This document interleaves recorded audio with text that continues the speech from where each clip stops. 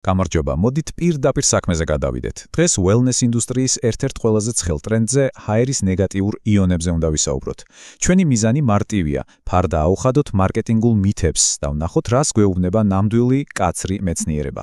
ასე რომ თუ ოდესმე გიფიქრიათ მართლა მოქმედებს თუ არა ეს უხილავი ნაწილაკები ჩვენს განწყობასა და ჯანმრთელობაზე, ნამდვილად სწორ ადგილას მოხვდით. აბა დავიწყოთ იმ შეკითხვით, რომელიც ალბათ ყველას გაგვიჩნდა, როდესაც ხედავთ იმ ლამაზ ვარდისფრად მოელვარექვებს სადმე სპას სალონში ან მეგობრის სახლში. რეალურად წმენთ თუ არა ჰიმალაის მარილის სანათები ჩვენს ჰაერს? ნაწილი პირველი, მარილის სანათის მითი. ამ კითხვაზე ზუსტი პასუხის გასაცემად, ჯერ რეალობას უნდა გაუსწოროთ თვალი და ერთი საკმაოდ გავრცელებული მითი დავამსხვრიოთ. იცით რა არის საინტერესო? მიუხედავად იმისა, რომ მარკეტოლოგები ამ სანათებს რეკლამას უკეთებენ როგორც ჰაერის ჯადოსნურ გამწმენდებს, კოლუმბიის უნივერსიტეტის მკვლევარებმა სრულიად სხვა რამ დაადგინეს. წარმოიდგინეთ, ასობით წელი დასჭირდება მარილის სანათს, რომ იმდენივე ნეგატიური იონი გამოყოს, რასაც ნამდვილი ელექტრონული აპარატი სულ რაღაც ერთ საათში გამოიმუშავებს. ანუ რეალურად ეს სანათები უბრალოდ ძალიან ლამაზი დეკორაცია და სხვა არაფერი. და აი კიდევ ერთი დამამადასტურებელი ფაქტი. ამერიკის ქიმიური საზოგადოების ერთ-ერთი ქიმიკოსი გვიხსნის, რომ ჰიმალაის მარილი იმდენად მყარი და სტაბილურია, რომ მისგან იონების გამოსაყოფა თქვა წარმოუდგენელ 815 გრადუს ცელსიუსამდე უნდა გავაცხელოთ. ეს ხომ სახლის პირობებში სრული აბსურდია და პირდაპირ ხანძრის დარანტია. ნაწილი მეორე.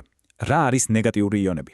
ახლა, როცა სანათების ამბავი გავარკვიეთ, მოდით გავიგოთ რეალურად საიდან მოდის ეს იონები ბუნებაში და რას წარმოადგენენ ისინი.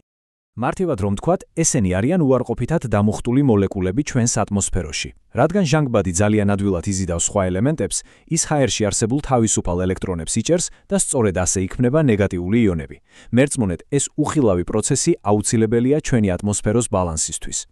და ყველაზე მაგარი ის არის, რომ ბუნება ამ ყველაფერს ჩვენი ჩარევის გარეშე სრულყოფილად აკეთებს. ჯერ კიდევ 1892 წელს აღმოაჩინეს ეგრეთ წოდებული ლენარდის ეფექტი, სადაც ჩამოვარდნილი წყალი დამუხტულ ნისლს ქმნის. ელვის დაცემა ხომ წარმოიდგინეთ, წამში 100 მილიონი იონს წარმოქმნის. მცენარეებიც კი აქტიურად მონაწილეობენ ამაში. აი რატომ სუნთქავთ ასე თავისუფლად ტყეში ან ჩანჩქერთან. ნაწილი მესამე, შიდა სიმრცის ჰაერის გაწმენდა.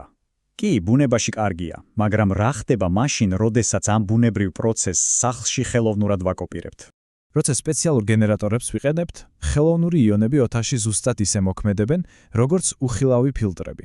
პროცესი სამი მარტივი ნაბიჯისგან შედგება. ჯერ ისინი მუხტავენ ჰაერში მოფარფატე მტვირს. შემდეგ იწვევენ მათ მიგრაციას და ბოლოს ძალით ანარცხებენ იატაკზე ბევრად უფრო სწრაფად, ვიდრე ამას გრავიტაცია იზამდა. შედეგად, ეს ყველაფერი ჩვენს ფილტრებში აღარ ხვდება. ნაწილი მეოთხე, სეზონური დეპრესიის მკურნალობა. ჰაერის გაწმენდა კარგია, მაგრამ ნამდვილი აღმოჩენები ფსიქოლოგიაში ხვდება. მოდით ვნახოთ, როგორ მოქმედებს ეს პაწაწინა ნაწილაკები ჩვენს გონებაზე. წარმოიდგინეთ ძალიან მკაცრად კონტროლირებადი 18 დღიანი კვლევა იმ ადამიანებზე, ვისაც სეზონური დეპრესია აწუხებს. მონაწილეებს ყოველ დღე 30-ან 60 წუთის განმავლობაში აძლევდნენ ან ნამდვილ მაღალი სიმკვრივის იონებს, ან პლაცებოს, სადაც იონები საერთოდ არ იყო. და უბრალოდ შეხედეთ ამ გრაფიკს. შედეგები ნამდვილად შთამბეჭდავია.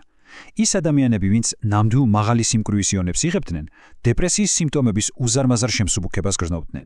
რიცხვებით რომ თქვათ, და ეს ძალიან მნიშვნელოვანია, ნამდვილი იონების ჯგუფში 80%-მა იგრძნო შვება, მაშინ როცა პლაცებოს ჯგუფში ეს მაჩვენებელი მხოლოდ 25% იყო. ეს უკვე იმაზე მეტყველებს, რომ საქმე გვაქვს რეალურ ბიოლოგიურ ეფექტთან და არა უბრალოდ თვითშთაგონებასთან. და რაც ყველაზე ძალიან მიყვარს ამ კვლევაში, ბევრი წამლისგან განსხვავებით, იონებით თერაპიამ შეამსუბუქა ისეთი აბეზარი სიმპტომები, როგორიცაა დღისი დაღლილობა და ზედმეტი ძილიანობა, ყოველგვარი გვერდითი მოვლენის გარეშე, ნულოვანი გვერდითი მოვლენა. პლუს ინსტრუმენტებმა დაადასტურა, რომ გენერატორებს სახიფათო ოზონი არ გამოუყვიათ. სხვათა შორის, კიდევ ერთი ძალიან საინტერესო დეტალი გამოიკვეთა. აღმოჩნდა, რომ ვინც დილით ადრე ადგომის მოყვარულია, ეწოდებული დილის ტიპები, გაცილებით უკეთ რეაგირებდნენ ამ თერაპიაზე, ვიდრე ღამის ბუები. საინტერესოა არა? ნაწილი მეხუთე, საბოლოო დასკვნა. მოდით ახლა ერთად შევკრათ ეს ყველაფერი და ვნახოთ, რა მთავარი აზრი გამოგვაქვს. ფაქტები ჯიუტია. თქვენი ლამაზი მარილის სანათი შეიძლება მართლაც მშვენიერი ღამის მნათობია, მაგრამ კაცრი მეცნიერება გვეუბნება, რომ ნამდვილი კონცენტრირებული ნეგატიური იონები სეზონური დეპრესიის შემსუბუქების რეალურად მუშა და უსაფრთხო მეთოდია. ასე რომ ახლა როცა უკვე იცით, რა საოცარი უხილავი ქიმია ტრიალებს ჩვენს გარშემო, თქვენ რას საირჩევთ? ნამდვილ იონიზატორს იყიდით, რომ სახლში მოიწყოთ პატარა ჩანჩქერის ეფექტი, თუ უბრალოდ ბუნებაში ნამდვილ ჩანჩქერთან უფრო ხშირად გაისეირნებთ ხოლმე? დაფიქრდით ამაზე. დიდი მადლობა, რომ დღეს ჩვენთან ერთად იყავით ამ მიმოხილვაში და შევხვდებით შემდეგ ჯერზე.